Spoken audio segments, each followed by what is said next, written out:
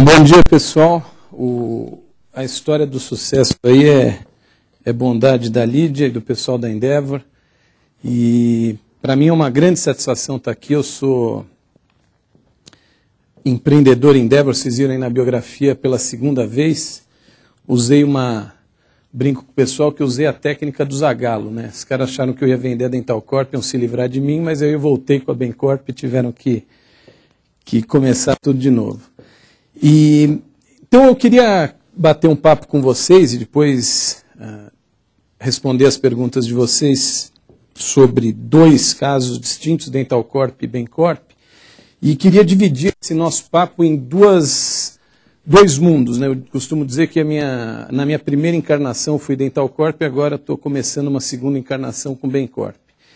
Então, tudo começou, até se puder diminuir um pouco, porque essa foto é meio velha, né? Dá para perceber, olha o que faz 20 anos de empreendedorismo, dá uma estragada razoável.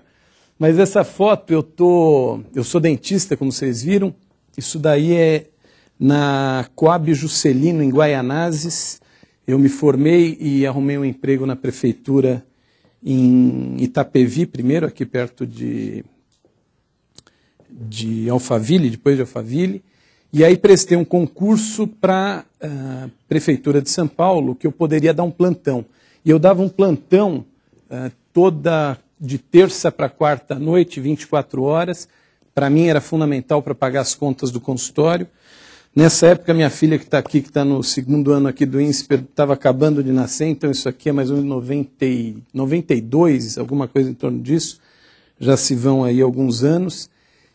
E com essa vinda para a Prefeitura de São Paulo, que permitiu que eu me dedicasse mais para a Dentalcorp, na verdade mais para a clínica que a gente tinha particular, e que foi evoluindo para virar a Dentalcorp. Então essa mudança exigiu que eu tivesse aí passasse uma noite por semana lá dando plantão, mas permitiu com que eu alcançasse mais facilmente o sonho de criar uma empresa, que era algo que eu vou contar para vocês como evoluiu.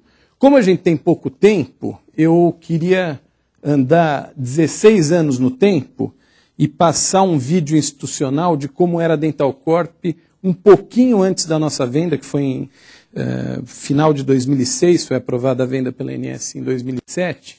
Então tem um vídeo institucional que conta desse pequeno consultorinho. Na verdade era isso, e tinha um consultório aqui na Avenida Angélica. Como é que essa coisa evoluiu?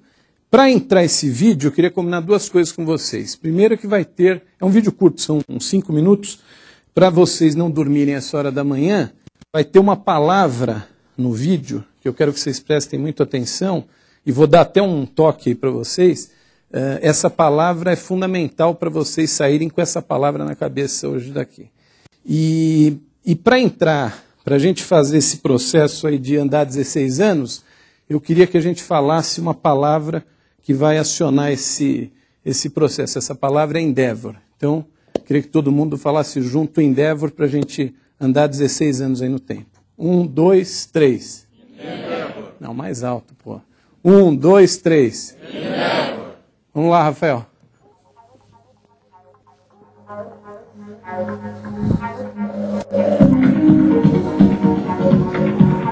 Olá, sou Luiz Chicane, cirurgião dentista, fundador e presidente da Dentalcorp. É uma satisfação apresentar a nossa empresa para vocês. Gostaria de deixar aqui o meu convite para que quem tem oportunidade venha fazer o Dental Tour e conhecer pessoalmente o que vamos mostrar a vocês hoje. Hoje, a empresa está entre as 5 maiores de seu segmento, com 22 escritórios no Brasil e 12 mil opções de dentistas credenciados em mais de 500 cidades. Atendem a 1.200 empresas clientes que representam mais de 200 mil associados. Nossos dentistas credenciados costumam trabalhar em horários bem flexíveis, mas para os casos de emergência, a Dentalcorp disponibiliza pronto-socorro odontológico 24 horas em várias cidades. Para maior conforto dos associados, todas as emergências no exterior são atendidas por dentistas brasileiros. No Chile, a Dental Corp não se restringe ao atendimento aos brasileiros, mas também à demanda gerada pelos clientes locais. A matriz em São Paulo, com 1.000 metros quadrados, totalmente focados em odontologia, conta com avançados recursos tecnológicos que garantem agilidade nas respostas aos profissionais credenciados e aos associados nos diversos tipos de planos. Atuando exclusivamente com planos de assistência odontológica, a Dental Corp investe constantemente na atualização e motivação de seus recursos humanos, na informatização de suas rotinas e na personalização do atendimento.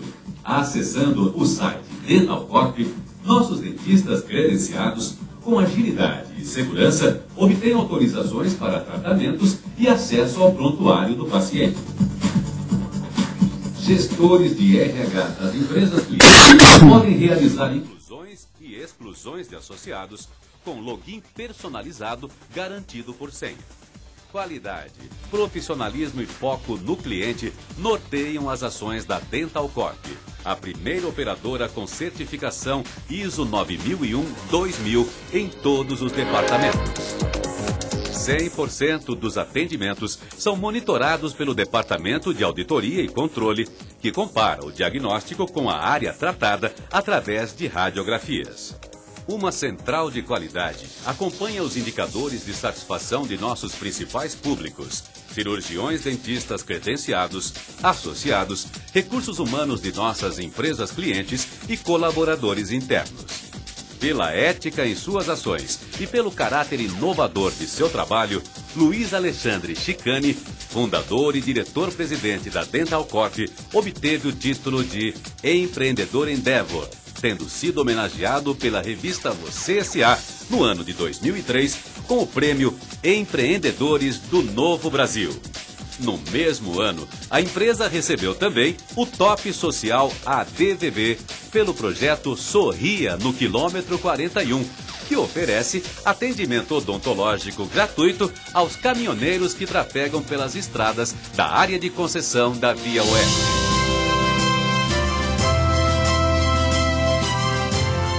A Dental Corp está envolvida em muitos outros projetos sociais, com diferentes empresas parceiras, beneficiando milhares de crianças e jovens carentes em todo o país. Por todos os esforços empreendidos, índices de crescimento e posicionamento conquistado, a Dental Corp é uma empresa vencedora.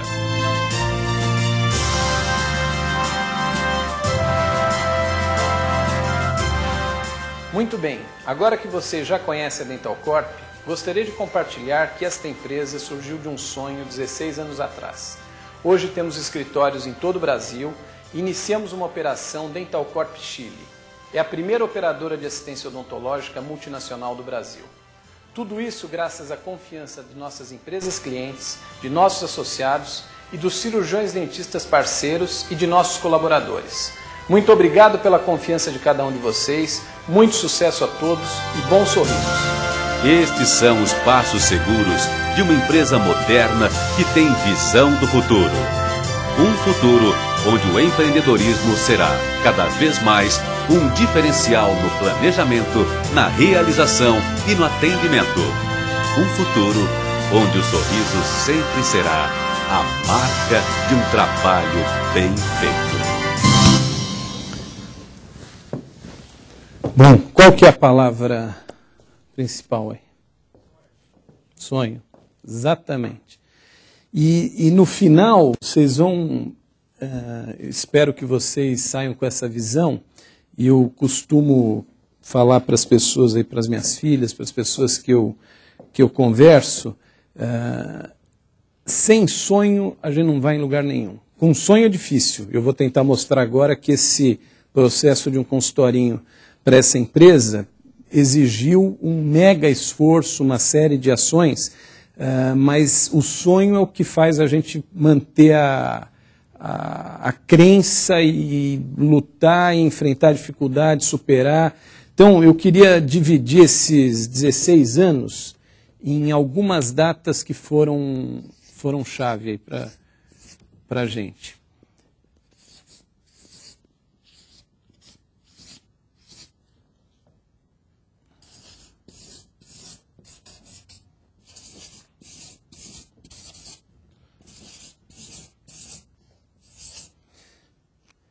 Bom, 88, eu me formei. Na verdade, a empresa foi fundada em março de 89 e tinha ido para os Estados Unidos um pouco antes, quer dizer, vi uma história de odontologia um pouquinho diferente da tradicional aqui, de montar consultório, ter uma clínica mais tradicional.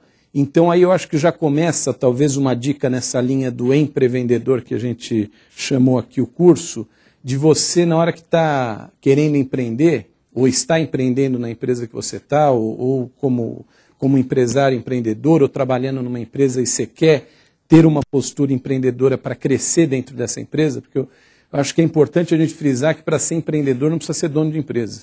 Aliás, ser empreendedor sem ser dono de empresa tem algumas vantagens, talvez não tenha todo o cenário aí que a gente vai ver como é que construímos isso nesses 16 anos. Mas dá para ser empreendedor em qualquer empresa, é uma questão muito mais de postura e de sonho e de atitude do que essencialmente ser dono da empresa. Então, a gente começa em 88, de 88 a 96 foi um crescimento super lento, a gente não tinha capital, então com esse dinheiro que eu recebia na prefeitura, dinheiro do consultório, comprava e fazia um folder, quer dizer, tinha que preparar 6 meses para poder fazer um folder para falar da Dental Corp, aí para comprar um computador era mais 6 meses de economia, quer dizer, era um processo assim de crescimento muito lento por falta de capital. A gente nunca teve um sócio investidor, um fundo, nada disso. Então, esse negócio foi tomando um vulto, a gente foi crescendo lentamente e começamos com um cliente, em 91 a gente mudou de sede e até comentei outro dia com o pessoal, eu me lembro subindo a Avenida Angélica, saindo daquele consultório da Angélica, indo para uma clínica aqui no Brooklyn, na Rua Furnas, e eu me lembro que eu estava subindo, lembro exatamente como se fosse hoje, estava subindo, falei, putz, grila, se eu estava alugando uma casa nova para aumentar o meu plano com essa empresa que tinha sido nosso primeiro cliente, que era a Gale CGN. E aí falei, pô, se eu conseguir mais 5 contratos como esse, eu estou com a vida ganha. Quer dizer, o meu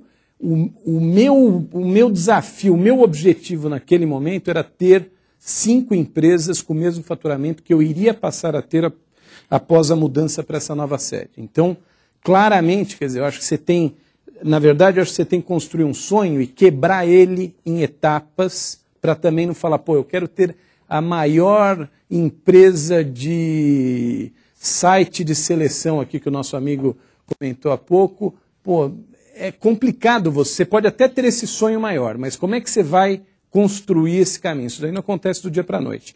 Então, eu tinha esse objetivo, focamos para trazer 5 clientes, quer dizer, tinha uma meta de faturamento, e fomos crescendo, fomos atingindo. Em 96, surgiu um negócio que eu acho que muitos empreendedores já passaram por isso, e certamente quem empreender vai passar por isso, quem não tiver um mega fundo aí por trás para segurar o caixa. A gente teve a oportunidade de fechar 2 grandes contratos. Na verdade, em abril de 95, a gente fechou o Grupo Martinelli, que nem existe mais, faliu, tinha banco, seguradora, eram 17 empresas. E em 96 surgiu a oportunidade de a gente fechar um contrato com o Grupo Votorantim, Nitroquímica, Níquel Tocantins, algumas empresas, Citrovita depois. E aí fica aquele dilema, quer dizer, você queria crescer, era uma mega oportunidade, um super contrato. E, obviamente, quando a gente foi fechar esse negócio, falamos, bom, será que a gente consegue, nesse preço, operar esse plano? E aconteceu o que acontece em muitas histórias. Começou o modelo de plano odontológico, você tem uma utilização massiva no início do plano, a gente não tinha caixa suficiente, a gente ainda montou, início de 96, surgiu mais uma oportunidade de montar uma filial no Rio, quer dizer, iria com um sócio local, quer dizer, tinha umas entradas. Então, a gente fez alguns movimentos que para a empresa era importante, mas nos deixou, assim, absolutamente sem caixa. Quer dizer, eu até brinco que, na verdade, a gente quebrou, mas a gente era tão pequeno que a gente conseguiu sair da quebra usando... Aliás, o nosso patrocinador de hoje aqui, o cheque, os 10 dias do Banco Real, tinha o meu, tinha o do meu pai, da minha mãe, do meu irmão, do meu primo. Só a Lídia eu não pedi aí na época, porque eu não não conhecia, para fazer um cheque, ó, a gente roda 10 dias no teu, eu te pago no dia 9. E fomos, de fato, rodando dessa maneira. E aí, eu estava com essa filial no Rio, e eu me lembro, como se fosse hoje também, meu pai chegou um dia para mim e falou, olha, além disso, eu ainda tinha comprado um trailer para fazer o Dental Corp Express, que a gente queria fechar um contrato com o grupo Bamerindos, com a Empacel do grupo Bamerindos, que também quebrou. E aí precisava ter um trailer. Pô, estou dando azar para esses clientes, cara. Ou o Brasil está ficando complicado, ou estou dando azar para os caras. Mas tinha um contrato lá com a Empacel, que eles falaram, ó, a gente atendia São Paulo, mas para atender Arapoti precisava dar um atendimento nas fazendas.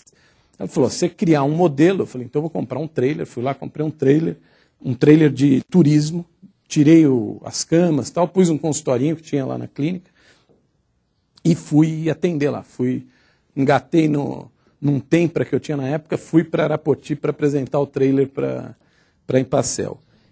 Então juntou tudo isso, contratos novos, custo de consultório para Bamerindos, trailer, filial no Rio, quer dizer, ficamos ferrados de caixa, literalmente estourados de caixa.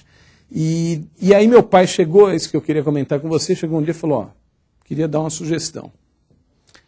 Fecha o Rio, vende o trailer, volta para o consultório, porque eu tinha uma clínica, eu tinha 3 consultórios nessa época, atendia uma equipe boa, até uma das meninas que apareceu no vídeo, que foi minha primeira funcionária, estava na Dental Corp e agora voltou a trabalhar com a gente na Bencorp, que é a Sueli.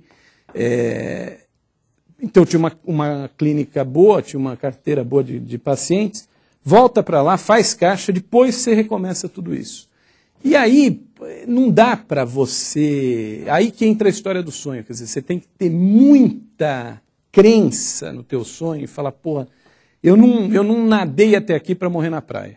Então, ficamos no Rio, eu ia uma vez por semana, acho que alguém já deve ter visto aí que eu comento isso daí saiu numa entrevista na época e tal, eu ia para o Rio toda semana de ônibus-leito, na 4ª noite, voltava na 5ª noite, foi uma época assim super complicada, e aí você tem que ter muita força de vontade de acreditar que o negócio vai virar. E virou, fechamos um contrato grande no Rio, que era a Líder Magazine, começou, aí as coisas parece que tudo que você foi plantando, que literalmente empreender é quase como uma colheita, quer dizer, você tem que estar pondo semente, regando, algumas demoram mais, outras demoram menos, mas no final do dia, se você plantar bastante coisa, você vai ter muito mais chance de colher. Essa sempre foi a minha visão e com a Bencorp está sendo igual. Então aí a gente conseguiu reverter de 98, em 98 a gente já estava bastante equilibrado.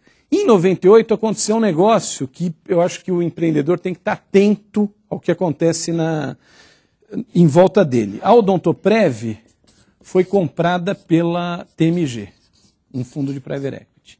Então isso davam 2 mensagens. A primeira é que esse negócio podia ter um valor maior do que a gente estava enxergando, porque todo mundo que operava isso eram clínicas pequenas, ninguém enxergava isso como um mega business. O Odontoprev fez um movimento, teve um investimento, a TMG passou a controlar, só que isso me deu um alerta. Falei, bom, se eu não me mexer agora para fazer a empresa crescer, eu vou ser absolutamente engolido. Então, em 98, eu paro de atender como dentista, quer dizer, de 88 a 98, eu fui desenvolvendo a Dental Corp e clinicando, quer dizer, eu já não estava mais na prefeitura, acho que fiquei talvez até 94, alguma coisa assim na prefeitura, mas tinha clínica e tinha que estar trocando de chapéu aí a toda hora.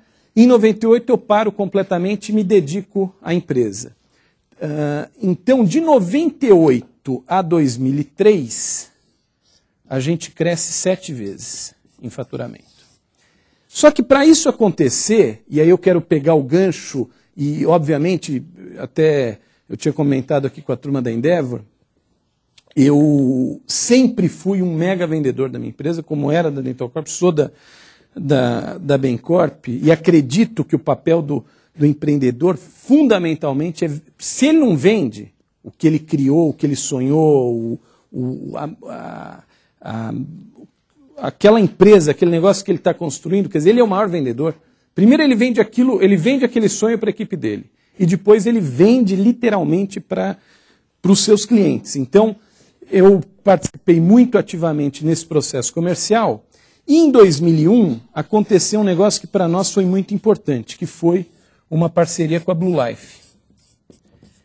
E aí, eu acho que o empreendedor tem que estar atento às oportunidades e não deixar escapar. Por que essa parceria é importante? Porque a Blue Life era um plano de assistência médica, então a assistência médica odontológica sempre teve um fit aí muito importante, o modelo é basicamente o mesmo, os clientes são potencialmente os mesmos, e a Odontoprev estava disputando essa conta com a gente. A Odontoprev já tinha algumas parcerias em saúde com Unimedes, com a Medial, Oral Pro, etc.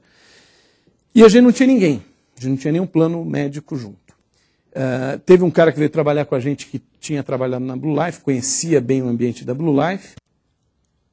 E aí a gente se dedicou muito a levar essa conta, muito assim, estudamos detalhadamente onde a Blue Life estava, o que a gente poderia fazer, quais eram os clientes que a gente poderia fazer um cross-selling efetivo, e nos dedicamos fortemente para isso e conseguimos ganhar essa conta. Então ficou entre nós e o Odontoprev, e tivemos uma reunião final com o Aires da Cunha, que era o presidente da Blue Life.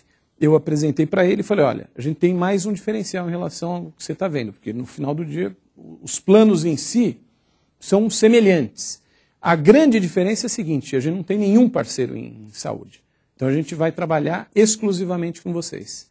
E isso pesou para ele, falei, mais do que isso, a gente quer potencializar as vendas em conjunto. Então a gente pode fazer algumas ações nas filiais, eles tinham 30 e tantas filiais.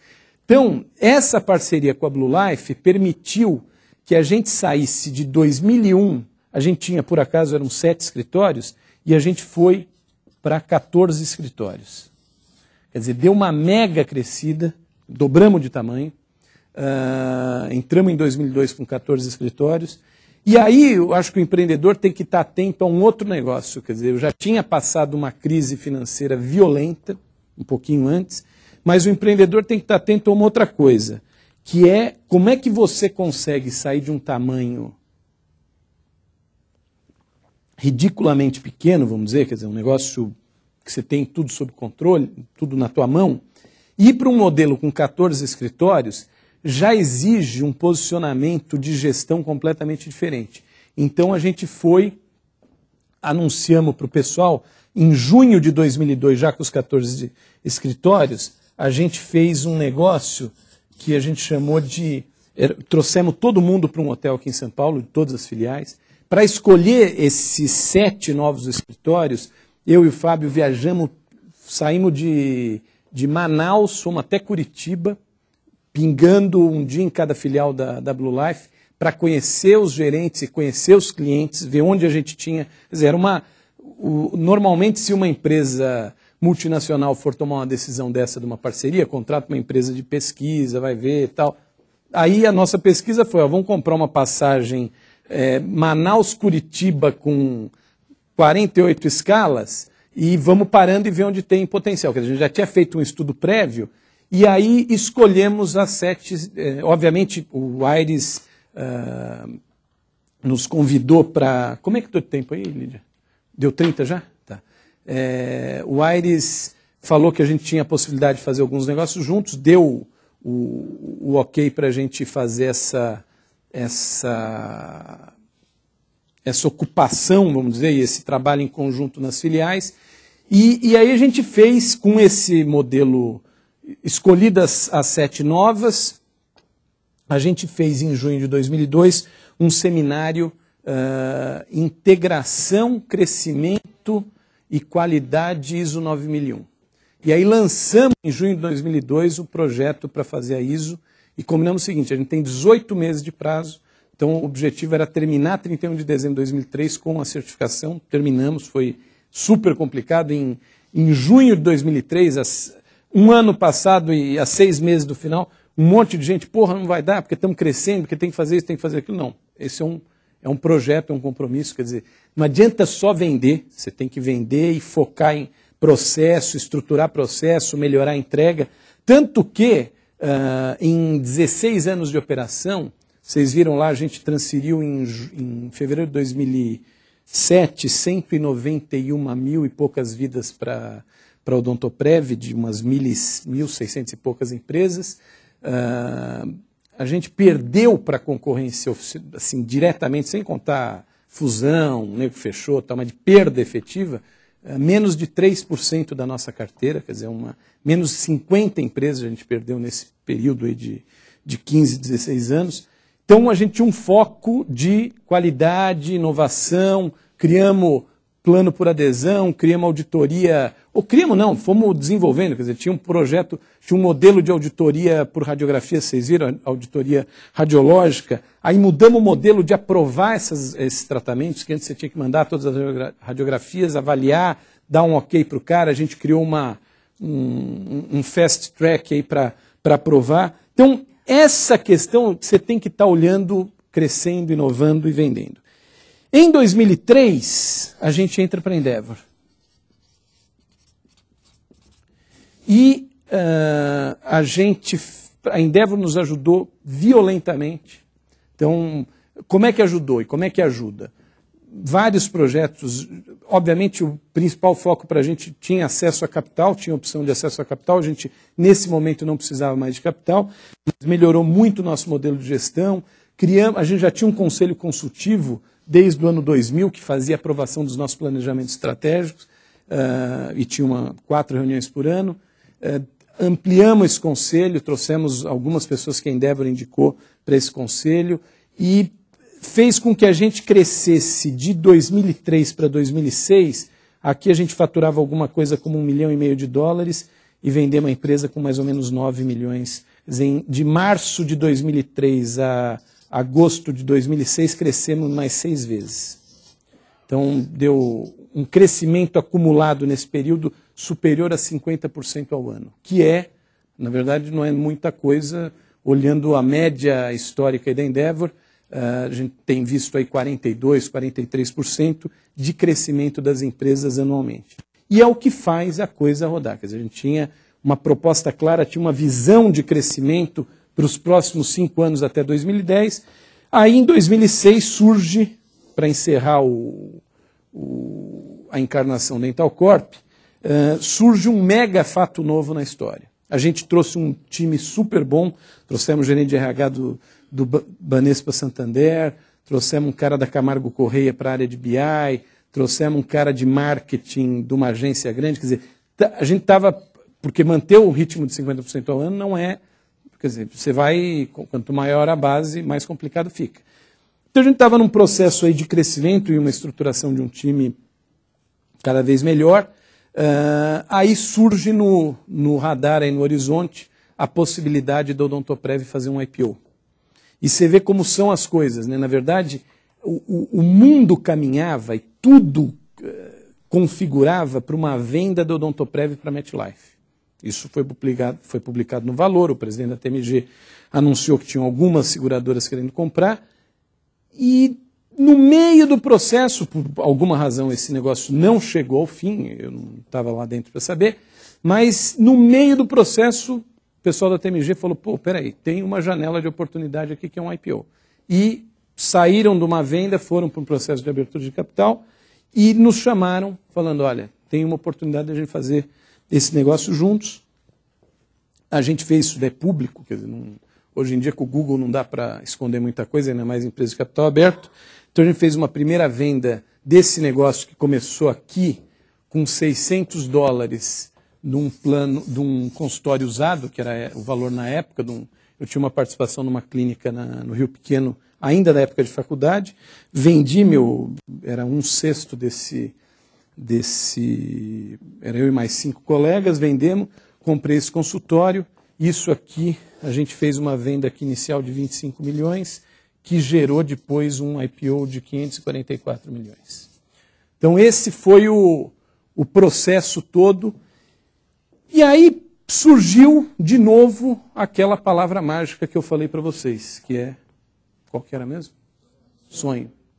Então, quando eu fiz a venda, dentro do novo modelo aí Dental Corp Odontoprev, meu sonho pura e simplesmente se esvaziou, por vários motivos que não vem ao caso. Depois, se vocês quiserem perguntar, a gente até conversa. Não vem ao caso detalhar muito, não vale o tempo de vocês nenhum. Mas, no final do dia, o que foi combinado não foi entregue. E perdi totalmente o tesão, o sonho, e não acordava de manhã e falava: o que eu estou fazendo nesse processo? Eu estava totalmente alijado do processo. E aí falei: bom, vou começar. E aí de novo a Endeavor na minha vida. Quer dizer, fui para um encontro de empreendedores em Miami, primeiro encontro de empreendedores, tinha uns 200 empreendedores aí de todos os países que a Endeavor atua, e comecei a ver os caras lá, outros empreendedores que eu conhecia da época de montar a Dental Corp Chile. Em 2005 a gente montou a Dental Corp Chile, que vocês viram no vídeo. Porra, todo mundo super animado com projetos, vamos crescer, vamos fazer não sei o quê. Aí eu voltei para cá, falei: pô, quer saber, eu não estou feliz, vou sair, vou pensar numa coisa nova para fazer. Desci do avião, isso foi em abril, dia 1 ou 2 de abril, fui lá falar com o Randall, falei: olha, vou ficar um mês depois da integração do back-office. A gente estava num processo de transição de carteira, fizemos toda a migração de carteira, visitamos os principais clientes, fizemos manual novo, carteirinha nova e tal. Juntamos o back-office dia 6 de junho e dia 7/7/07 eu saí desse projeto e encerrei essa fase da minha vida. E nesse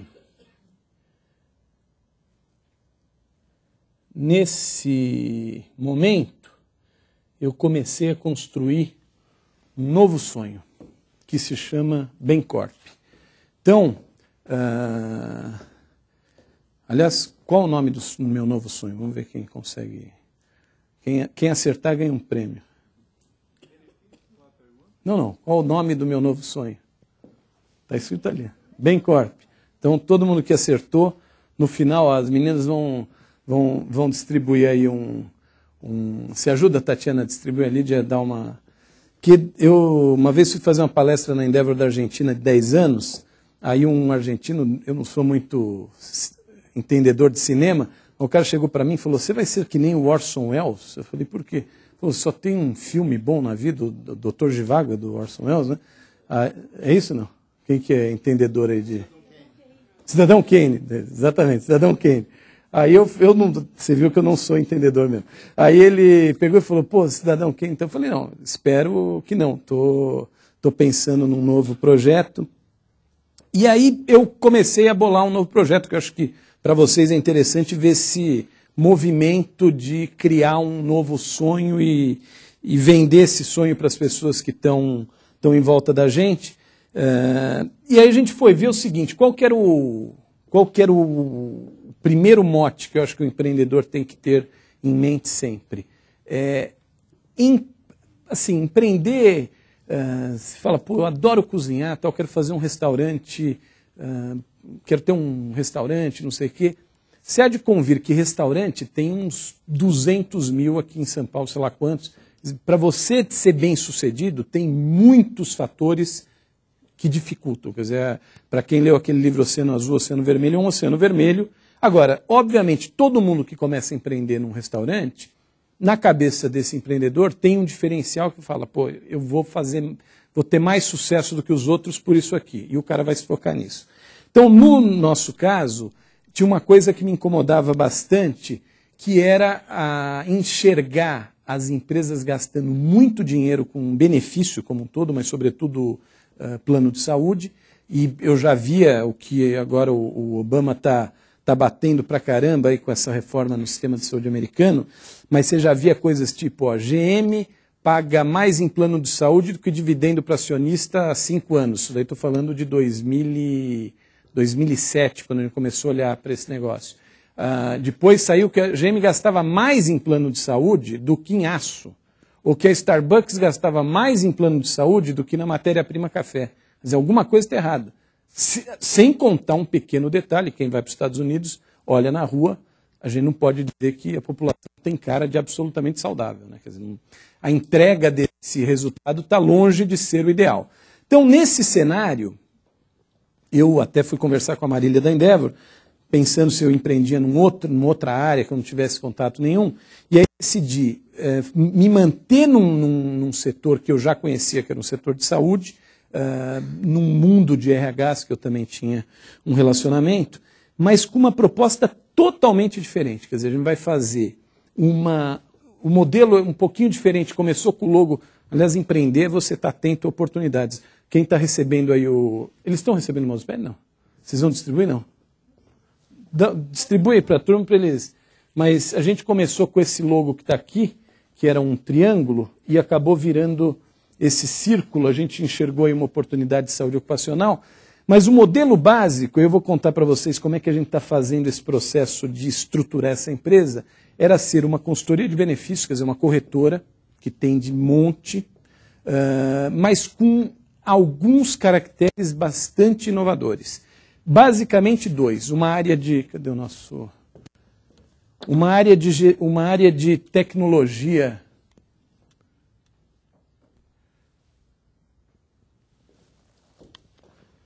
Vamos voltar aqui.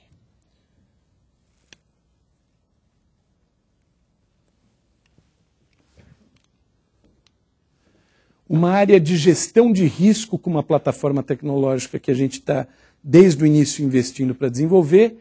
Uma área de promoção de saúde e esse ano de 2009, no início do ano, entrando numa área de saúde ocupacional. Então, para esse novo negócio, a gente começou com uma mudança assim, substancial em relação ao projeto da Dental Corp, que aconteceu em cima de um sonho, mas de um consultório odontológico que virou uma empresa de plano de assistência odontológica. A gente convidou 3 sócios para entrarem nesse negócio. Trouxemos o Jorge, que tinha 15 anos aí de experiência na área de benefícios, foi diretor de pós-venda das 2 maiores do mercado. Trouxemos um engenheiro para desenvolver uma plataforma tecnológica e trouxemos a Mônica, que é uma médica, trabalhou 15 anos na Coca-Cola, que fez especialização em promoção de saúde, é médica do trabalho, quer dizer, tinha uma visão técnica muito boa. E já começamos o negócio com uma participação em um vesting de ações em cima de um business plan que a gente desenhou até 2012, para que eles tivessem uma participação crescente em cima de resultados que a gente consiga e estamos conseguindo, né? Então, esse já foi uma primeira abordagem e a gente tem investido muito, até está aqui o Fernando, que é o médico que está conosco. Ele está liderando um projeto pela Endeavor, aqui um projeto da Endeavor chamado de Lab, que a gente tem um projeto em parceria com o MIT. Estamos com um grupo lá de 2 italianos, uma espanhola e uma americana, desenvolvendo uma plataforma de tecnologia e de risco super sofisticada, quer dizer, de novo inovando, trazendo coisa nova para o mercado, sair do lugar comum. Eu acho que num mundo competitivo como a gente está hoje, eu sempre digo, entrar num mercado em 89 era uma coisa. Entrar num mercado em 2009 é outro, tem nada a ver uma coisa com a outra. É muito mais complicado, seguramente é muito mais complicado. E o que a gente está fazendo é investindo constantemente nessa integração para que essas coisas falem entre si. Deixa eu ver como é que vai para frente aqui. Bom, com 1 ano e meio de empresa, a gente já está aí com uma carteira bastante razoável, estamos aí com umas 80 e poucas mil vidas sob gestão. Em 1 ano e meio a gente fez o que levou 10 anos para fazer na Dental Corp. Obviamente tem 2 componentes que na Dental Corp não tinham. O primeiro é capital, o segundo é experiência. Quer dizer, isso faz uma mega diferença em qualquer negócio. E uma abordagem, um modelo de negócio para chegar nessas empresas com uma proposta de não gerar um custo direto, quer dizer, eu acredito em soluções que você não traga um custo novo. O mundo da saúde tem muito dinheiro em cima da mesa. O nosso modelo é buscar um pedaço desse dinheiro para fazer essa gestão integrada e conseguir resultado. E aí eu vou mostrar para vocês como é que a gente constrói como que é o modelo.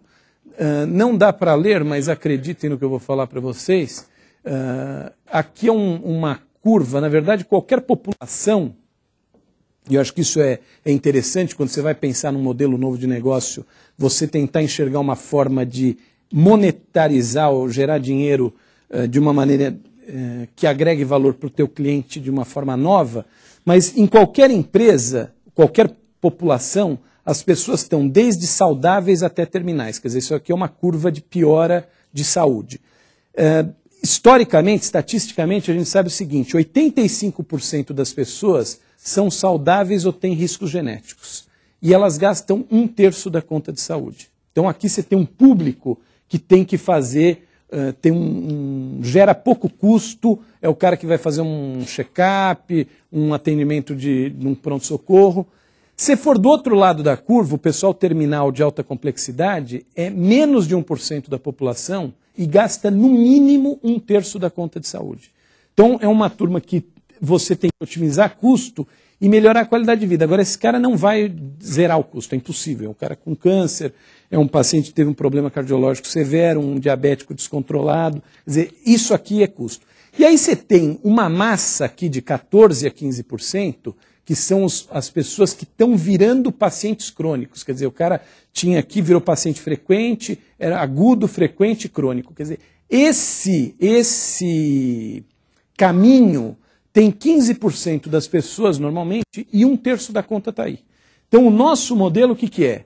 Eu vou criar uma barreira com promoção de saúde para evitar que o cara que está aqui venha para cá. E eu vou funcionar como um calço para tentar escorrer as pessoas para esse lado, fazendo, isso daí tem que ser feito de uma maneira estratégica, integrada, focando na redução de custo, melhoria de produtividade e melhoria de qualidade de vida dos colaboradores da empresa. Se eu chegar com uma proposta para a empresa só de falar, você quer dar mais qualidade de vida para o teu funcionário? O cara até fala, quero. Aí eu falo, ó, vai custar um projeto desse, vai custar, sei lá, 15 mil reais, 50 mil reais, 5 mil reais. Eu tenho que assinar um cheque novo. Eu preciso que esse cara assine um cheque novo. Então, nesse modelo integrado, como é que a gente se remunera? Isso aqui está desatualizado, mas tem uma pequena mudança aqui, que é, a gente vai numa empresa que a gente olha todos os benefícios dessa empresa, a Odontoprev entendeu que essa empresa faz concorrência para ela, então diz que eu estou ferindo o nosso acordo de no compete, eu não tenho, sou uma corretora registrada na SUSEP, a Odontoprev é líder de mercado, agora junto com o Bradesco, uma seguradora, uma empresa regida pela ANS, mas eles entendem que isso aqui pode competir, então tira a assistência odontológica daqui, que a gente não faz mais assistência odontológica, a gente gera assistência médica, farmácia, vida e previdência e IP. Então a gente olha todo o pacote de benefícios, compara com o mercado, faz uma análise olhando a indústria que o cara está inserido, quanto que ele está pagando em relação ao que ele está recebendo e quanto que como que é o modelo nos concorrentes dele, então faz um estudo geral. E desses caras a gente ganha um comissionamento pela gestão. Como qualquer corretora, tem um comissionamento de mercado. Então a gente tem uma receita recorrente em cima de produção que a gente venda desses benefícios. Pode ser o benefício que a empresa já tinha, pode ser um novo, pode criar um novo. Quer dizer, aqui tem uma receita, vamos dizer, básica de manutenção. E aí, com essa plataforma tecnológica que a gente desenvolveu, em que a gente pega os dados de plano médico, medicina ocupacional, programa de medicamentos, que é o PBM, um questionário de promoção de saúde que a gente desenvolveu, e a gestão de ambulatórios, a gente trabalha, faz um data mining dessas informações, transforma em inteligência, e aí criamos uma série de algoritmos médicos que a gente olha essas duas coisas e dá o risco estatístico naquela população daquela empresa de ter quem que é risco verde, amarelo, laranja e vermelho para diabetes, para doença cardíaca, para doença respiratória, para neoplasias, câncer de mama, colo de útero, qual que é o outro?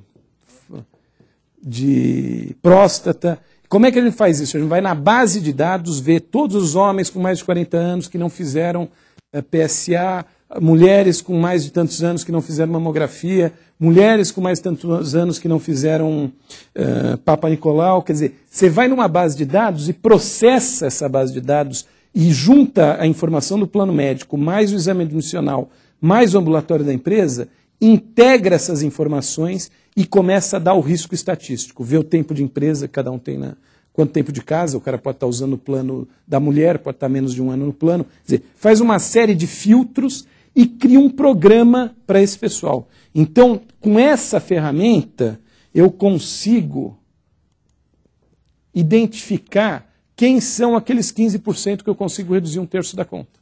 E crio um programa específico para esse pessoal. E com a promoção de saúde que vem em seguida, eu faço um questionário de perfil de saúde, faço uma série de programas, a Mônica é especialista nisso, cria uma agenda anual, Mônica e o Fernando, aqui em São Paulo como médico. A Mônica cuida da nossa filial do Rio, ela mora no Rio, é a head da operação do Rio. Então a gente cria uma série de programas, vida ativa, tabagismo, obesidade, saúde bucal, gestão de estresse, álcool e drogas, para evitar que a turma que está bem piore ou trazer, lembra a história do caos. Quer dizer, e a gente criou um modelo de success fee em cima desses 2 programas, tanto de identificação dos crônicos como gestão desses programas de saúde, cria indicadores, e o MIT está nos ajudando fortemente a desenvolver uma plataforma novíssima de indicadores, em que a gente acorda com a empresa, ó, a gente está nesse nível, mede como está na hora que a gente entra, e o que a gente conseguir de ganho, de redução, a gente vai ter um pedaço dessa, vai ter um pedaço desse bolo que a gente economize de dinheiro. Então, basicamente é o... E por último, a área de saúde ocupacional, que era uma sopa de letrinha, NR7, NR9, NR não sei o quê, que as empresas normalmente faziam ou fazem ainda para cumprir legislação. Então era eminentemente para não ter uma fiscalização do Ministério do Trabalho. Então tem gente que nem sabe. Se tem uma coisa que eu me peguei, depois até comentei com o pessoal, com a Mônica e com outro pessoal de Medicina do Trabalho que está com a gente aqui em São Paulo, é que eu não sabia quem era a empresa de Medicina do Trabalho da Dental Corp. Não tinha nem ideia quanto custava e quem era. Quer dizer, o RH decidia eminentemente por custo. Só que esse negócio aqui, ainda mais quem tem ambulatório, é uma mina de informação. Porque é o único projeto que você tem todos os funcionários, você faz uma análise de saúde desses caras. Quer seja quando ele entra no exame admissional, quer seja no periódico anualmente. Quer dizer, você tem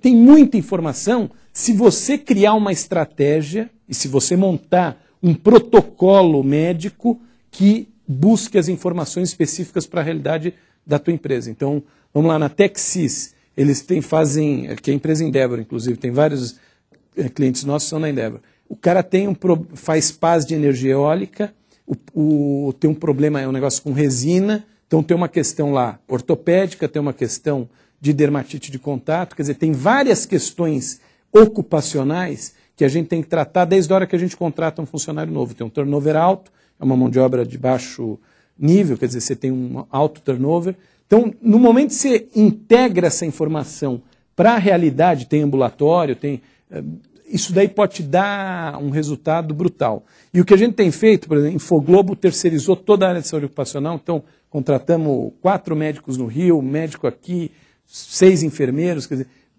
para fazer com que essa informação esteja integrada no nosso círculo inicial. E aí mais algumas, quer dizer, estamos aí pelo 2º ano entre as 100 melhores fornecedores de RH, criamos alguns diferenciais com AssistCard para viagem, uma plataforma de tecnologia de internet para gerir as informações, e aqui um programa que estamos começando, estamos patinando um pouquinho aí com a telemedicina e com a Med Júnior lá da USP, de responsabilidade social e gestão de promoção de saúde para os clientes, numa plataforma em cima de uma Kombi, chama Combina com Saúde. Na verdade, ele está rodando num modelo mais light. O nosso conselho achou que para começar a rodar fazia sentido desenvolver o Atenda com Saúde, então fizemos agora na Bombril, fizemos um projeto de Semana de Saúde muito bacana. Aí nesse projeto identificamos 140 pessoas que têm problemas cardiológicos que podem ter um desdobramento aí mais complicado. Estamos criando, o Fernando está fazendo um programa para eles, para os 100 principais riscos, um programa de acompanhamento mensal, para os 10 principais riscos, um programa de acompanhamento individual. Então, nessa integração de informações você consegue evitar muito custo, e mais do que evitar custo, na hora que você pega um cara e que o cara tem risco de câncer, uma moça tem risco de câncer de mama, como a gente viu na Líder Magazine, e você identifica isso com antecedência, no final do dia você está evitando uma cirurgia de mama. Quer dizer, o negócio tem muita coisa. Quer dizer, o sonho aqui por trás, eu acho que é uma empresa que tem um modelo de negócio bastante interessante, e está trazendo saúde, está trazendo uma gestão de dados, que é um negócio que sempre me entusiasmou muito. Então, esse sonho está começando, quer dizer, tem muita coisa para rodar. Diferente... Como é que estamos aí, Lídia? Estamos nos 20 já para as perguntas? Não. Estamos chegando, né? Falta 30. Então, mais 5 minutos a gente entra nas perguntas. Esse modelo, eu estou fazendo um negócio que está me deixando muito feliz, que hoje a gente está umas 40 pessoas já na empresa, entre São Paulo e Rio. São Paulo, Rio, tem gente Vitória, tem gente aí dentro de empresas. Esse modelo a gente tem feito, estamos trazendo agora para, como a gente começou dia 4/4 de 2008, inauguramos nosso escritório dia 4 de abril do ano passado, a gente está olhando sempre o nosso corte é sempre no final do primeiro trimestre. Estamos fazendo um projeto agora para a certificação ISO 9001, dia 10 de fevereiro, essa é a data da nossa auditoria, para certificar processos e com nível de SLA, quer dizer, como é uma empresa nova que eu não conheço, como conhecia profundamente a operação de odonto, então a gente está muito focado em estruturar processos, e não é uma coisa simples, é trabalhoso, é prestação de serviço diária, contínua. E aí a gente vai, nesse novo ano fiscal nosso, abril 2009, abril 2010, estamos trazendo pelo menos mais 2 sócios para dentro do grupo que trabalha com a gente. Um deles é o Fernando. Então esse projeto de trazer gente, quer dizer, o modelo que a gente montou nessa empresa é 25% dessa empresa está na mão de pessoas que trabalhem dentro dela.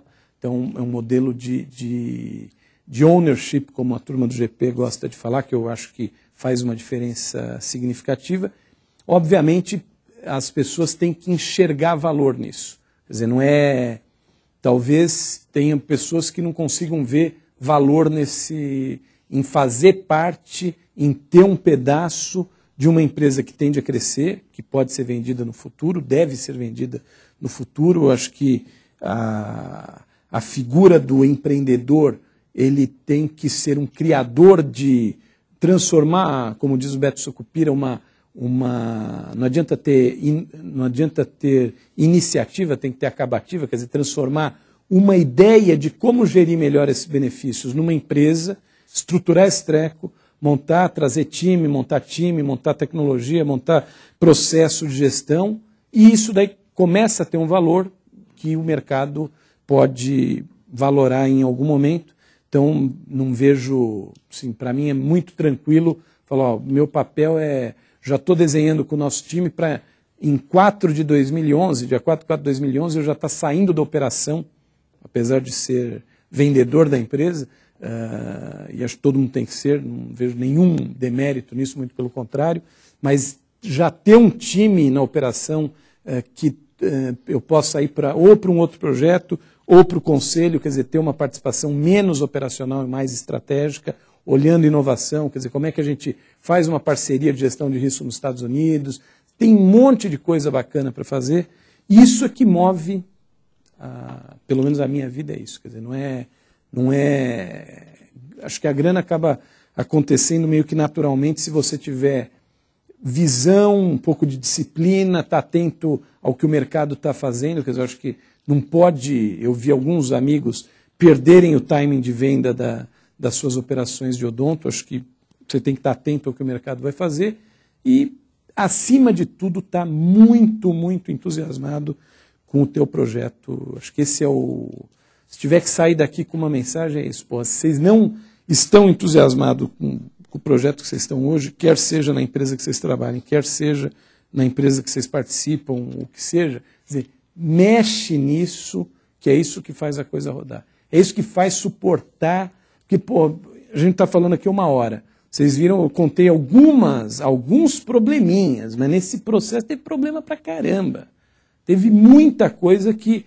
É a história de você mergulhar e tomar caldo da onda seguinte, e você tem que levantar e tá... Então não pode esmorecer. Eu sempre... Uma vez eu fui fazer um bate-papo desse com uma turma da FINEP, era um pessoal bem startup, e aí uma moça falou, pô, mas você não chega um dia que você está desanimado, de não querer, porra, está dando coisa errada? Seguramente não tem um dia, tem uma porrada de dias nesse processo que acontece isso. Mas eu acho que o papel nosso é enxergar o lado bom da coisa. Quer dizer, como é que a gente... Porra, perdemos um cliente, ok, perdemos um cliente, isso é uma situação péssima. Mas o que a gente aprende desse negócio? O que a gente pode fazer para blindar os outros clientes? O que a gente pode fazer para ter um time melhor olhando para os outros clientes que a gente não perdeu? Ou não ganhamos uma concorrência? E assim vai. Então, estamos no tempo exato aí das perguntas. Pergunta para eles ou você tem já as perguntas aí, Lídia? Eu tenho aqui algumas perguntas. Tá. E aí o pessoal pode ir escrevendo e as moças vão me passando aqui as perguntas para a gente continuar. Primeiro é o seguinte.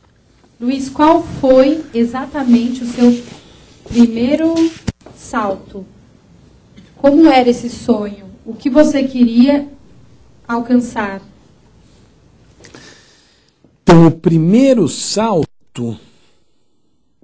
O primeiro acho que foi eu subindo a Avenida Angélica, indo de um consultorinho pequeno na Avenida Angélica para uma clínica na Rua Furnas, que era uma casinha, um sobradinho e tal, mas já, assim, eu já conseguia enxergar. E aí é a história de você ver, até outro dia eu estava lembrando isso aí com a minha mulher, que sempre trabalhou comigo, era um sobrado, e eu, por exemplo, eu sempre gostei de fazer promoção de saúde bucal na época, né? Então tinha o quartinho de empregada, imagina um sobradinho, tem um quartinho de empregada minúsculo, a gente transformou aquilo num pequeno... Na Dental Corp, quando a gente vendeu, tinha um auditório com, por acaso, 44 lugares, né, que é o meu número da sorte. Mas, aliás, tem que ter sorte pra caramba, viu? Isso eu não falei, mas é importante.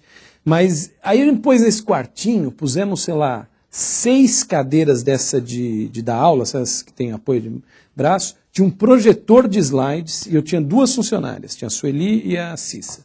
Então, quando um paciente novo chegava, a Cissa falava, tinha lá um protocolo e tal, fazia ficha, não sei o quê, ia para esse quartinho fazer uma orientação de higiene bucal, evidenciava a placa e tal. Então, quando eu fui ver essa casa, eu já comecei a enxergar coisas que a gente podia fazer. Aí tinha uma área externa, compramos um balancinho desses de ferro e tal, para uma área de lazer. A gente tinha um computador, tinha um folder, que outro dia eu estava mexendo, eu tenho uma caixa de coisas da Dental Corp, que na hora que você vende, monta outro projeto, você fala, bom, vamos juntar aqui um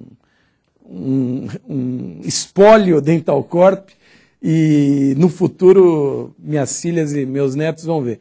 E aí eu achei esse folder. Então tinha um computador, mas tinha uma foto desse computador. Isso daí eu estou falando, a gente acabou de mudar, estou falando em 91. 91, para uma clínica, não tinha isso tudo. Aí a gente tinha, o pessoal sempre pergunta, falei até no case de Harvard tem, que a gente montou para ganhar o contrato da Itaipu, tinha que ter um atendimento 24 horas. E aí tinha a opção de ou credenciar um pronto-socorro, que hoje é super simples, na época não tinha. Você tinha que pagar um valor fixo e a gente não tinha grana para pagar.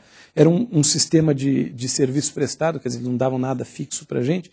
Então a solução que eu propus para o cara foi, eu vou arrumar um BIP e eu ando com esse BIP. Se alguém tiver algum problema, liga para a central do BIP, um BIP assim pequenininho, mais ou menos o tamanho desse notebook, eu andava com ele pendurado aqui no meu cinto.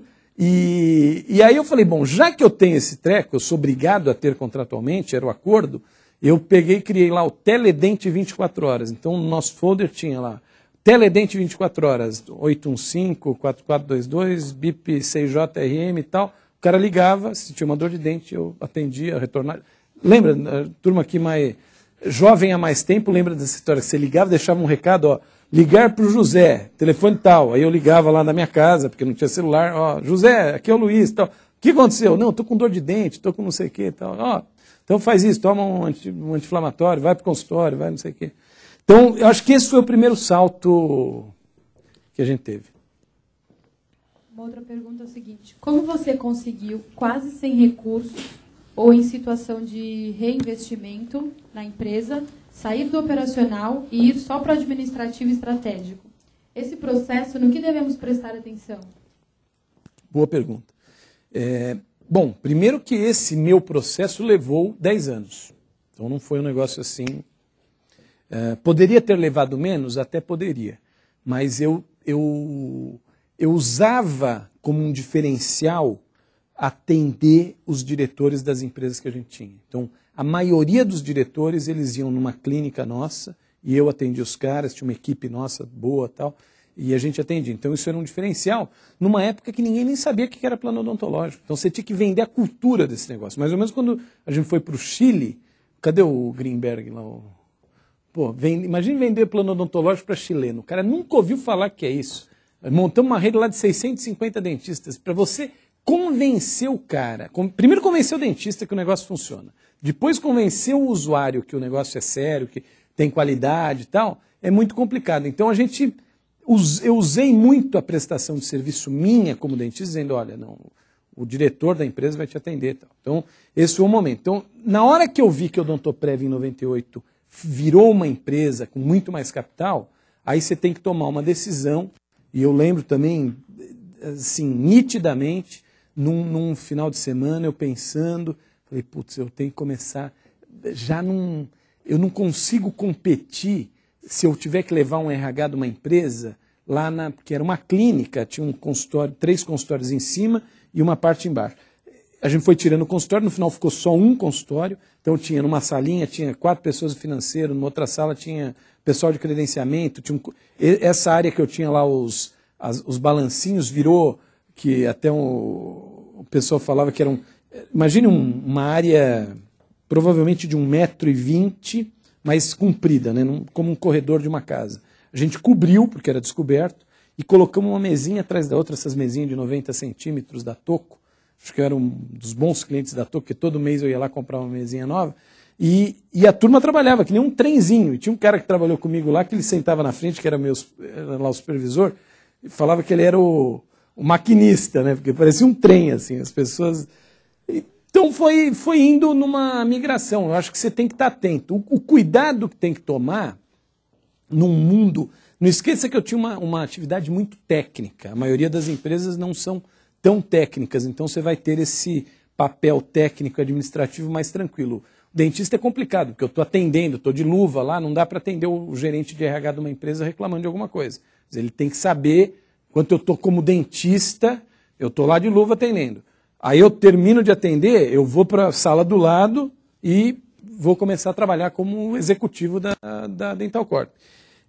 O que eu procurei sempre fazer, e talvez esse seja um diferencial importante para o empreendedor, é conseguir trocar esse chapéu muito rapidamente. E mais do que trocar o chapéu operacional e de gestor, eu acho que tem que trocar muito o chapéu de vendedor para o chapéu estratégico. Quer dizer, você tem que conseguir, de novo, eu não acredito, pura e simplesmente eu não acredito num empreendedor que não vem no negócio dele. Para mim, não faz sentido. Essa é a minha cabeça. Desculpe quem não venda, mas eu honestamente não acredito. Se eu acredito que o cara tem que ser vendedor, mas ele não pode ser só vendedor, senão ele não consegue crescer e desenvolver um negócio que tem um diferencial de médio e longo prazo. Então, acho que o desafio maior do que trocar de gestor para técnico é trocar de gestor, vendedor, para estratégico. Essa é a troca que você tem que estar, meio que os dois bonés, um encaixado no outro. Esse é o objetivo. É possível, com apenas 10 mil, montar um negócio de sucesso? Meu sonho é montar uma lanchonete ou uma loja de variedades domésticas a preços populares. Essa pergunta é do Cícero Querino, ele pergunta pela internet. Ah, tá. Bom, eu acho que montar dá. A grande pergunta que tem que fazer aí, que o Cícero tem que estar atento, num cenário ruim, que ele não venda o que ele imagine, como é que ele toca o segundo, terceiro, quarto, quinto, sexto mês da companhia? Quer dizer, esse é o grande problema. Eu acho que você, no caso dele, não conheço exatamente esse, nunca tive assim de comprar, ter estoque, vender, mas eu acho que você tem que pensar sempre no desafio de manter a empresa aberta. Quanto custa manter a empresa aberta? Mesmo que seja uma empresa pequena, mesmo que seja você tem que ter estoque, esse estoque vence. Então, eu acho que, no caso da Dental Corp, eu nunca fiz business plan, etc., nada disso, mas eu acho que você tem que ter claro, assim, por quanto tempo você sobrevive com esses 10 mil. Quer dizer, o que dá para você comprar, transformar isso em venda que gere um lucro aí de tanto? Quer dizer, como é que você roda isso no tempo? Eu não pensaria nos 10 mil unicamente, eu pensaria como é que você faz a sobrevivência dessa empresa num prazo mínimo. A gente está fazendo um projeto agora que não é uma empresa. Ontem passei 2 horas num projeto de uma ONG aí que eu estou participando. O que a gente precisa para pôr essa ONG funcionando de janeiro de 2010 a dezembro de 2010? Então estamos dividindo em 2 períodos, janeiro a junho e de julho a dezembro. Quanto é que custa essa brincadeira? Quer dizer, alguém tem que ter caixa para suportar isso. Esse caixa pode ser teu, esse caixa pode ser de um sócio, esse caixa pode ser de um banco emprestado. Você só tem que saber quanto vai custar esse negócio e não perder esse tempo aí de sobrevivência. Como você gerencia a inovação no negócio? No seu negócio? Então, eu acho que o que para mim me encanta aí de ter um negócio é você poder inovar. Então, inovação para mim é meio que a gente está criando esse modelo aí de indicadores com o MIT, e eu e o Fernando estamos muito entusiasmados com isso. Então, isso nos motiva demais. Quer dizer, eu acho que qualquer negócio, vocês têm que estar atentos à inovação, até para se diferenciar, né? O importante é você... A Endeavor sempre fala isso, aí, o elevator pitch, né? Você conseguir entrar num elevador, supostamente, nos Estados Unidos é mais fácil, porque os prédios são mais altos, né? Então o tempo de elevador é maior, mas você entrar no elevador no 12º andar com um cara que pode ser teu maior cliente, então, sei lá, o Cícero lá com a loja dele, quer dizer, ele consegue entrar num elevador e ter um cara que ele quer vender, que pode comprar toda a produção que é vizinho da loja dele, uma escola que ele quer fazer uma parceria, ele tem que conseguir vender para esse cara o que ele tem de diferencial que vai fechar com ele e não vai fechar com a minha loja ou com a loja da Bianca. Entendeu? Então, isso você faz com inovação. Quer dizer, quando você está preocupado em inovar, você consegue se diferenciar dos outros.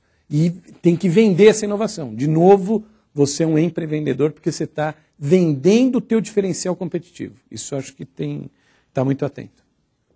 Como a Endeavor te ajudou a se tornar um empreendedor de alto impacto? Eu acho que a principal coisa que a Endeavor fez para mim foi me ajudar a pensar grande. Quer dizer, eu acho que esse é o grande diferencial. E outro dia eu ouvi o Wilson Poit falando, dá o mesmo trabalho pensar pequeno ou pensar grande, e no final da história eu até acredito nisso, mas a gente tem que pensar grande assim. Eu nunca dei um passo maior que a minha perna. Até em 96, tiveram alguns cenários aí que nos prejudicaram naquela gestão de caixa. Não me arrependo de absolutamente nada que eu fiz, mas até depois disso aí eu criei uma situação de gato escaldado tem medo de vapor de água, né? Então, tinha uma preocupação com reserva brutal. O que eu acho que a Endeavor faz muito bem é ajudar a pensar maior do que você pensa. E no meu caso, uma coisa que me ajudou muito, muito, foi eu vendi para o nosso time lá da Dental Corp na época, e estou fazendo isso com o pessoal da Bencorp hoje, que, para fazer parte da Endeavor, você tem um diferencial, E, de fato, você faz parte de um time de empreendedores que estão sempre pensando em crescer, em inovar. Quer dizer, isso te dá um ânimo. Você vem para os encontros, Endeavor Corp e outras coisas. Pô, é fantástico. Você volta para a empresa, mesmo que você esteja com um monte de problema para resolver, você volta com uma injeção de ânimo absurda. Acho que a Endeavor é uma droga para empreendedores lícita, né? Isso que é importante. Como formar uma equipe de alta performance? Bom, quando você está começando é complicado, né? Porque você não tem capital, é difícil você... Eu acho que o mais importante é você vender o teu sonho para as pessoas. É isso que vai atrair essas pessoas. Conforme você vai evoluindo, eu acho que você tem que estar sempre olhando para o teu time e vendo. Ontem eu fiz isso daí com um cara que a gente está trazendo como sócio. Fui almoçar até com a ajuda da Endeavor, de novo, para fazer um coaching para ele e como é que ele sai de uma posição mais técnica para ir para uma posição de liderança, uma posição mais comercial, de expansão da empresa. E então acho que você tem que estar sempre atento de você fazer duas coisas. Ou você capacita esse teu time, se ele tiver valores aí que você acha importante, ou você busca no mercado pessoas que vão dar o passo aí. Infelizmente, eu vi muito na Endeavor, e eu passei por isso, de momentos que você tem que repensar o time, tem que fazer trocas, faz parte do jogo. Eu acho que você tem que ser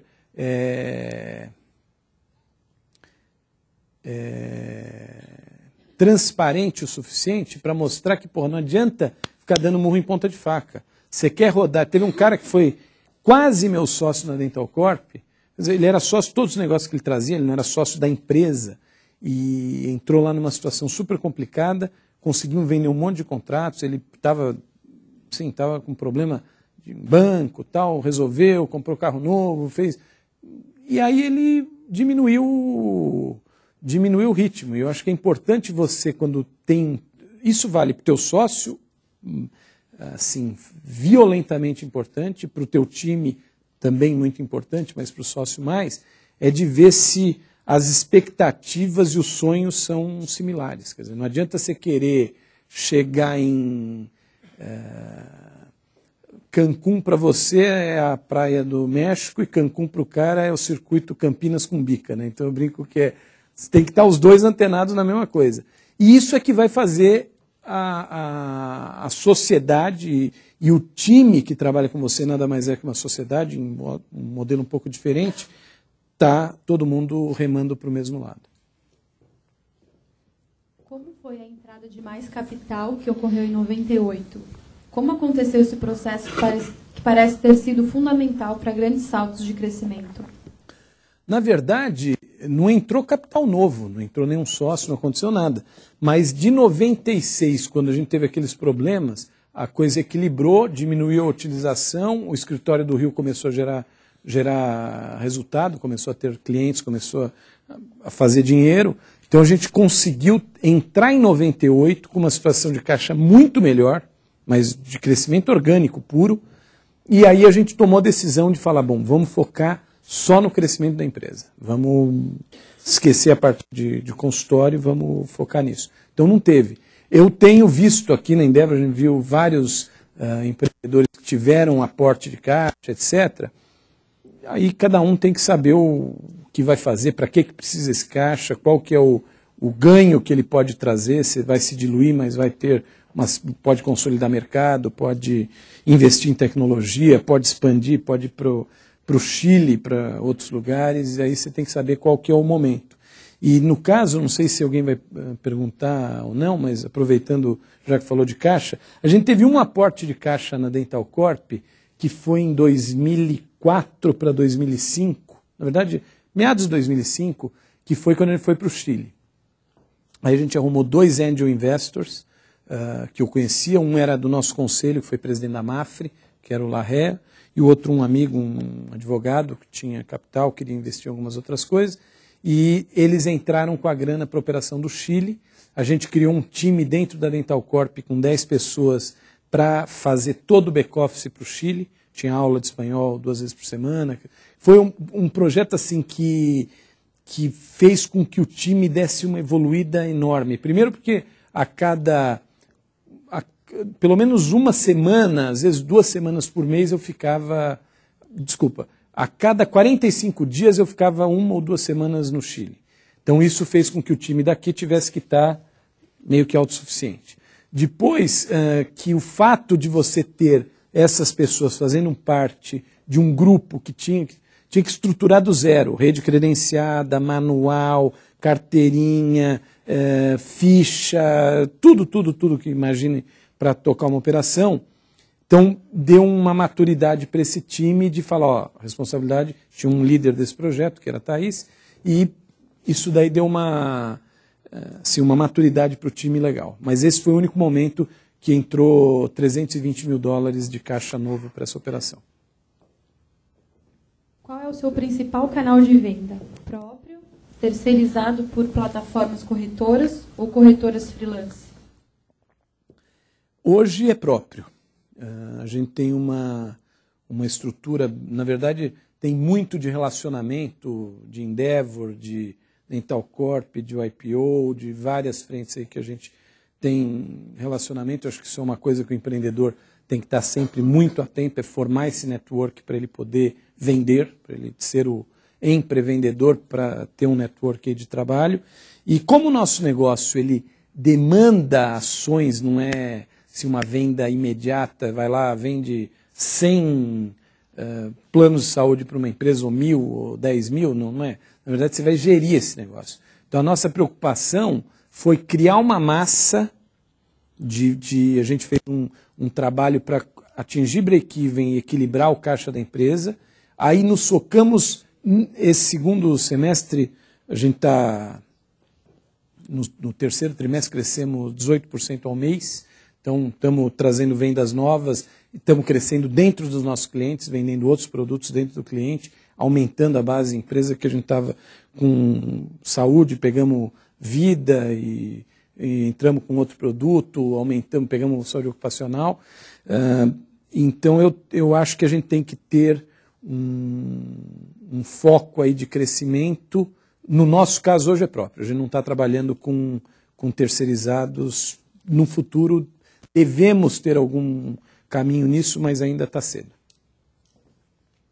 Além do cheque especial, você usou investimento de instituições bancárias? Como você vê essa tomada de recursos em 2009? E para os próximos anos, como você enxerga os juros e investimentos? Bom, não é exatamente o que aconteceu, né? Então vamos tentar separar. Em 96, 97, que a gente rodou em cima de cheque especial, a gente era tão pequeno e dentista, quer dizer, eu nem sabia que tinha muita linha de crédito e tal. Então, a forma que a gente tinha, começamos a rodar com tentando rodar no cheque especial, nesses 10 dias, rodando e tal. Aí, uma hora, fica insustentável. Aí o que a gente fez? Vendemos, esqueci até de contar esse negócio, vendemos meu carro, o carro da minha mulher, um carro do meu pai, fizemos um leasing para ele para fazer mais caixa. Também não deu. Começou a vir a conta todo dia para pagar de dentista, tinha que pagar salário. Aí fomos no banco pedir um empréstimo, efetivamente. Aí fizemos esse empréstimo e aí fizemos uma linha para pagar esse empréstimo, que levou 1 ano e pouco, 1 ano e meio. Então a gente deu talvez um pouco menos. A gente entrou assim, o pico do nosso desequilíbrio de caixa foi final de 96, ou setembro, outubro de 96, a gente foi equilibrar esse caixa em meados de 98. Então, a gente ficou 1 ano e meio numa situação de desequilíbrio brutal. E aí você corta absolutamente todos os gastos. Eu lembro que eu tinha e ainda, isso é bom o empreendedor ficar atento, né? Porque fechamos esses 2 negócios grandes, começou a entrar dinheiro, só que eu tinha que pagar o dentista depois. Eu esqueci desse pequeno detalhe, né? Que eu ia ter conta para pagar num futuro próximo. E aí resolvi mudar de casa ainda. Então peguei a reserva que eu tinha e comprei um apartamento e queimei essa reserva, quer dizer, aí a reserva foi toda para o espaço. Então foi um período assim muito complicado, e aí tinha que terminar de pagar, mas faz parte. Acho que em 2008, né, não é em 2009, mas 2008, essa empresa nova a gente fez com o fundo da venda da Dental Corp, então teve problema de caixa, mas eu acredito, não sei se o objetivo da pergunta é esse, eu acredito que hoje em dia para você tocar uma empresa, as linhas o custo do dinheiro está muito menor, ainda é alto, mas está muito menor, e tem projetos aí, a Endeavor pode ajudar, e outras instituições, Sebrae e outras entidades, de como buscar linhas alternativas de crédito. Até para o nosso amigo lá que perguntou, antes de pôr esses 10 mil que você tem no bolso, talvez tenha que pensar num plano B de continuidade. Acho que isso o empreendedor tem que estar atento. Sou dentista também e tenho hoje 3 clínicas. Não consigo deixar o operacional para ser só diretora. Quando você percebeu que era hora de sair do operacional? E como foi? Então, eu achei que a migração da Odontoprev para ter um fundo controlando ia dar e de fato deu, uma alavancagem na operação da Odontoprev absurda. E se a gente ficasse para trás muito, a gente não ia ser comprado, a gente ia ser engolido. Então eu falei, agora é a hora da gente dar vamos pegar, porque começou a ter mídia falando de plano odontológico, então vamos pegar vamos surfar nessa onda que está sendo criada. Então essa foi a decisão. Eu já tive clínica, na época de clínica, a gente tinha individual, tinha outras clínicas, é complicado, mas você tem que fazer um projeto, eventualmente pedir ajuda, contratar alguém que te ajude nessa gestão. Para o empreendedor serial como você, como os desafios da segunda empresa se diferem daqueles que enfrentou na primeira? São bem diferentes, sobretudo pela, como eu falei lá, capital e maturidade, né, profissional, relacionamento. Então é outro mundo, não tem comparação uma operação com a outra, mas o que eu acho que é fundamental é que o sonho de fazer um negócio bacana está presente agora como estava presente no início da Dental Corp.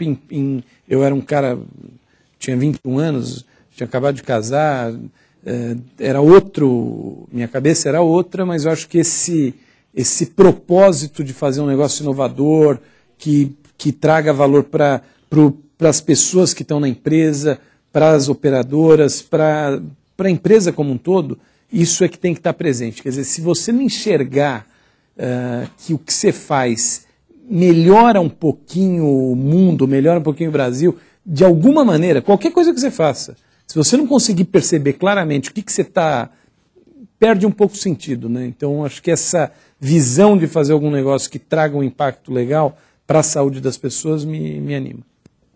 Acabaram as perguntas, Tiffany. Eu gostaria de agradecer mais uma vez sua presença e agradecer a participação de todos. Obrigada. Obrigado a vocês.